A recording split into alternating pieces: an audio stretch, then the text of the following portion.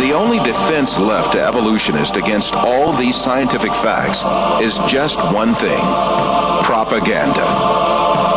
The baseless scenario of the human evolution is imposed on the public by means of imaginary drawings that appear in evolutionist publications. In these drawings, creatures with hairy bodies and simian features are decked out with overtones of human-like motifs. The given impression is that these half-man, half-ape transitional forms did live once. From time to time, drawings that present snapshots from the social life of these creatures are made. These misleading drawings are introduced in a particular sequence to engrave the scenario of the human evolution on the subconscious of society. Even in the most famous scientific publications, there frequently appear such window dressings called reconstructions and imaginary family tree drawings made by their inspiration.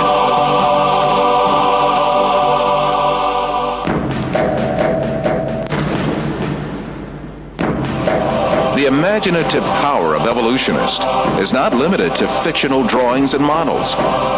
They go even further and shoot movies in which imaginary half-man, half-ape creatures act. However, all of these are pure deception. The only evidence at hand is generally nothing more than a few skull fragments or a tibia.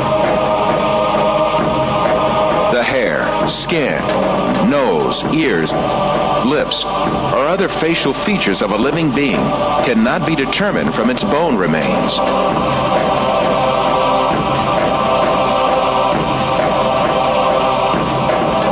Evolutionists shape these soft tissues, which leave no trace in the fossil, to suit the purposes of their theory, and produce imaginary reconstructions in their workshops.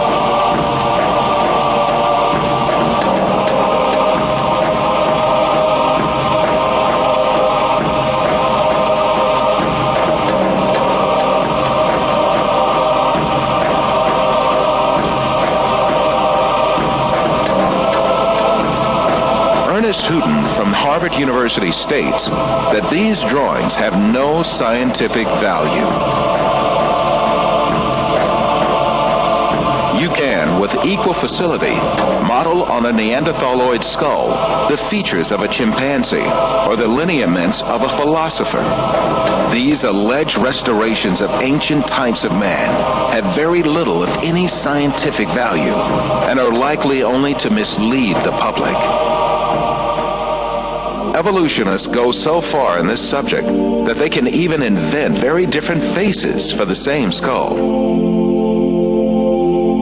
The three entirely different reconstructions made for the fossil called Zinjanthropus is a famous example showing how persistent evolutionists are in producing these false masks. Evolutionists engage not only in drawing and modeling tricks, sometimes they commit deliberate forgeries. The most famous of these frauds is the Piltdown fossil, introduced in England in 1912 by an evolutionist named Charles Dawson. This fossil was presented as the most important transitional form between ape and man and was displayed in museums for more than 30 years.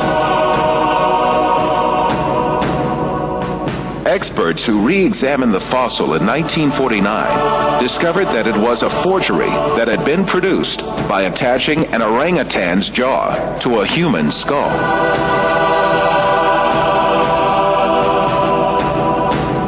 Another intermediate transitional form fabricated by evolutionists was the Nebraska Man. This was cooked up in 1922 on the basis of a single fossil tooth. The evolutionists did not neglect to give it an ostentatious Latin name, Hesperopithecus haroldcooki, or to make imaginary drawings related to it. It was soon revealed that the tooth that had been the source of inspiration for Nebraska Man, in fact, belonged to a wild pig. Many other fossil skulls have been presented as great evidence for evolution failed one by one. Neanderthal man was advanced as evidence in 1856, dismissed in 1960.